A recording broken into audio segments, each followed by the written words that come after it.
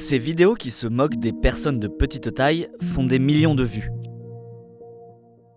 Et dans les commentaires, les gens rigolent.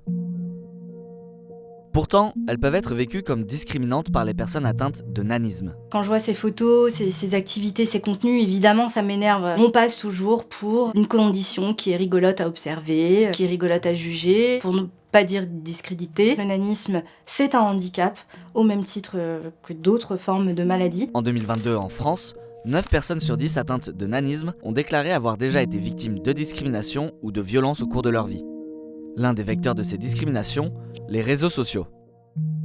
À l'occasion de la Journée internationale du nanisme le 25 octobre, Violette Vianney nous explique comment les réseaux sociaux banalisent les moqueries envers les personnes de petite taille. On prend pas conscience en likant, en swipant et compagnie sur les réseaux sociaux du poids de notre attitude et de la conséquence que ça peut avoir sur les personnes concernées. Les contenus discriminant les personnes de petite taille sont très nombreux sur les réseaux sociaux et prennent des formes très variées. Il y a de plus en plus de groupes sur les réseaux sociaux qui rassemblent des photos prises à la volée ou des photos détournées de personnes de petite taille qui se sont exprimées ou pas dans l'espace public. Après près de 2 ans de combat, des signalements et un courrier envoyé à Meta, Violette et son association ont réussi à faire fermer le groupe Facebook Amateurs de nains qui postait des contenus stigmatisants.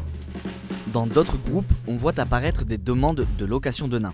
Bonjour, je cherche des naines pour un anniversaire en novembre. Contactez-moi en MP. Le nombre d'annonces qu'on reçoit à l'association des personnes de petite taille pour savoir si une personne accepterait d'animer dans un bar une soirée, ça traduit encore une fois des siècles de perception complètement stéréotypée d'une condition qui, je le redis, est un handicap avant toute chose. En juillet 2025, c'est le joueur de football espagnol Lamine Yamal qui a fait polémique en embauchant des personnes de petite taille lors de sa soirée d'anniversaire. 1 an et demi plus tôt, une discothèque à Toulouse avait choqué en annonçant un combat de nains. Et ces derniers mois, une autre forme de contenu a alerté Violette Vianney.